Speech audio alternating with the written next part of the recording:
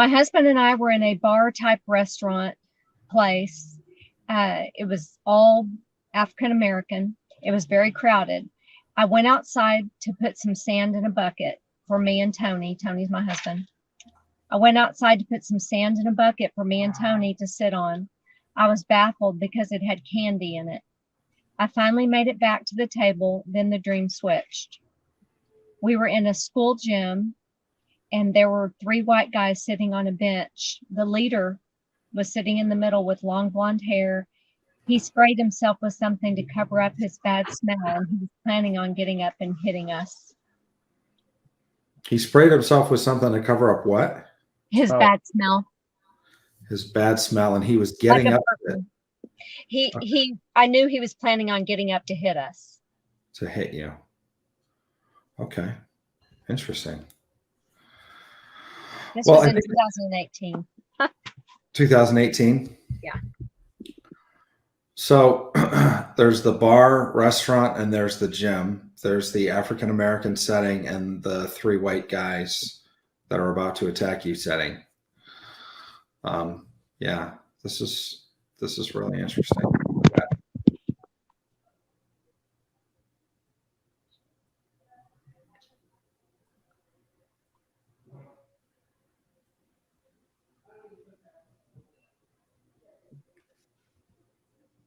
Did you get anything, Neil? Well, it seems like things are backwards. Mm-hmm.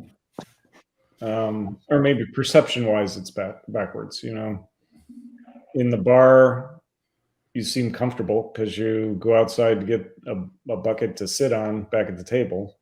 Just kind of curious why you sit on a bucket and not on a chair. Of sand. Yeah. That ended up having candy in it.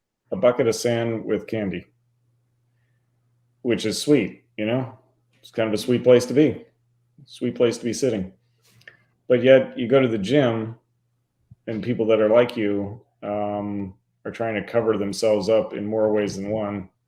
You know, they look, you know, you think, oh, white guys, they're safe. Well, this guy is spraying himself with something to cover up not only his smell, but his intentions too. And so it's, yeah, to me, it just seems, the symbols seem backwards. And maybe that's where our attitude should be, is don't look at things at face value. That things are not always as they seem. That you may be safer in a place where you think you should be uncomfortable, but you're actually safer there than you really think you are, and safer than a place you would be in your own, amongst your own people. And I don't know how that fits into what you're doing in your life, but the bar is, you know, it's a, sometimes you think it's the rough kind of redneck place. It's a place where that's where fights happen when people get too drunk. The school gym is, well, it's for a younger crowd, and it's a place of what MacArthur called the fields of friendly strife. Yeah, that's where you play. That's where you play games. That's where you have friendly competition. But this guy's going to hit you, and that's unsportsmanlike. And I think that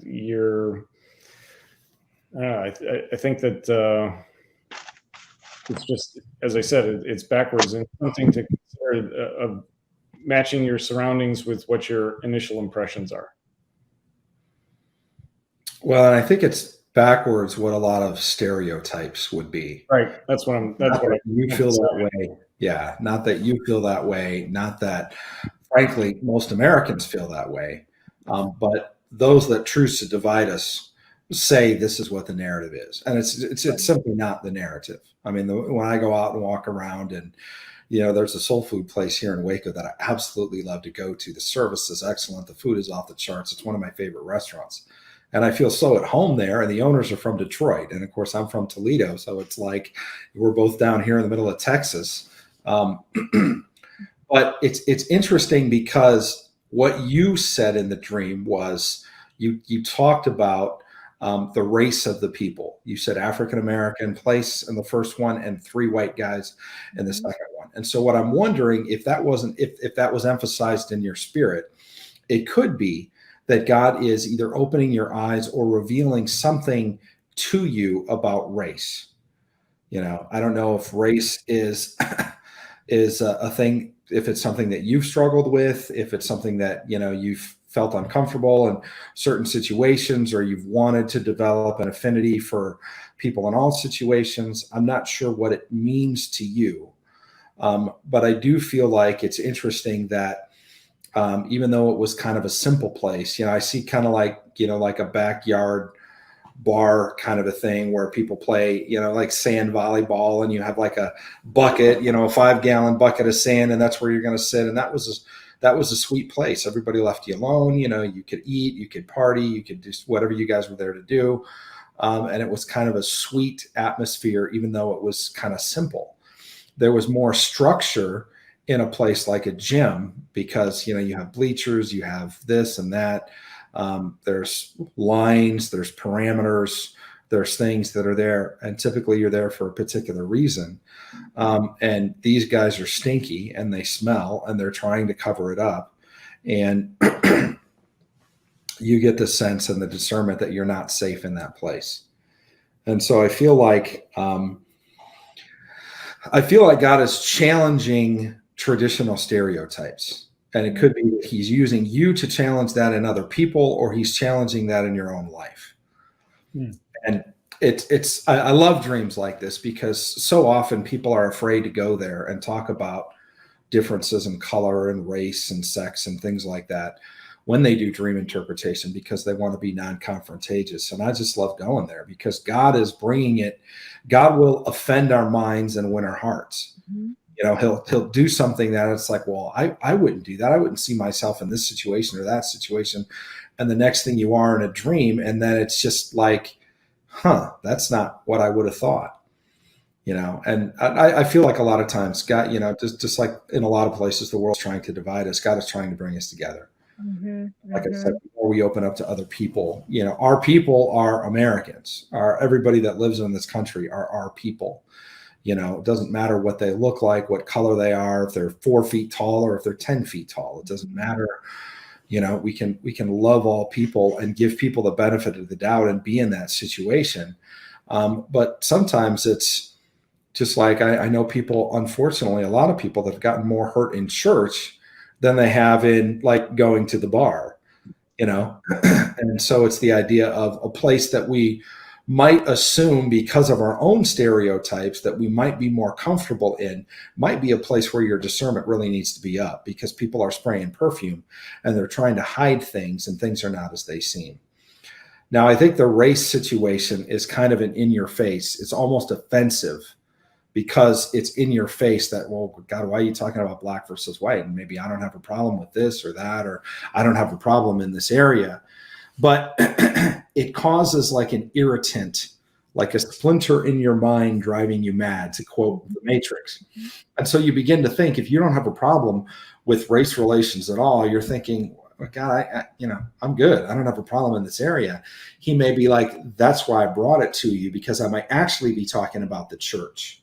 Mm-hmm. Maybe you have a problem going down to the bar, and maybe you have a friend that's inviting you to go to the bar. Maybe you could do more ministry in a safer place at the bar than you could sitting in your home gym.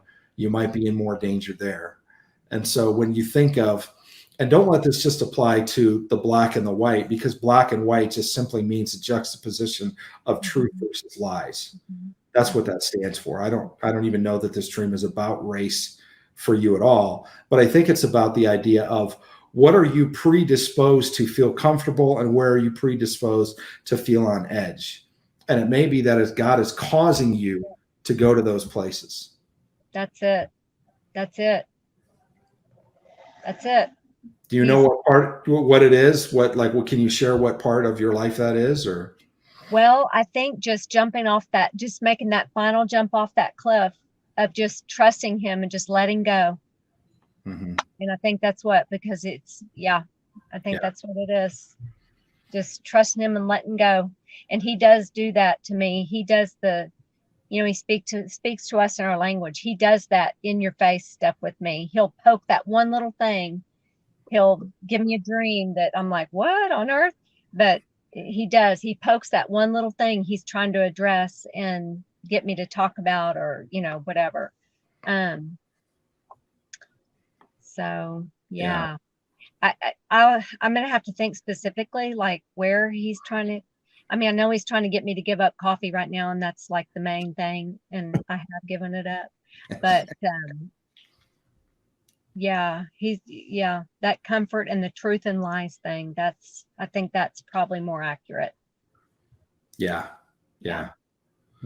Well, cool. I think, and those dreams can challenge everybody. I mean, they can look at our own lives and think, is there somebody that I'm predisposed, whether it's because we have a more legalistic religious mindset and like, well, I don't know about those people. And any situation, no matter Right. what race, creed, color, religion, sex, age you are, And where in your mind the idea of those people comes up is probably an area we need to work on in our hearts. and he has spoke. Yeah, I mean, all of this really speaks to me because I know just recently in church that I don't even remember what the sermon was, but it was something about racism. And there was something in me going, and he very quickly said, Lisa, that's conviction. That is not, don't do that. That's conviction. And so I was like, okay, okay. Yeah. So yeah, it's probably a little bit of all of what y'all said. So, Well, cool. What a cool dream. Thanks all for right. sharing that with us. Thank Thanks you. for sharing, Lisa.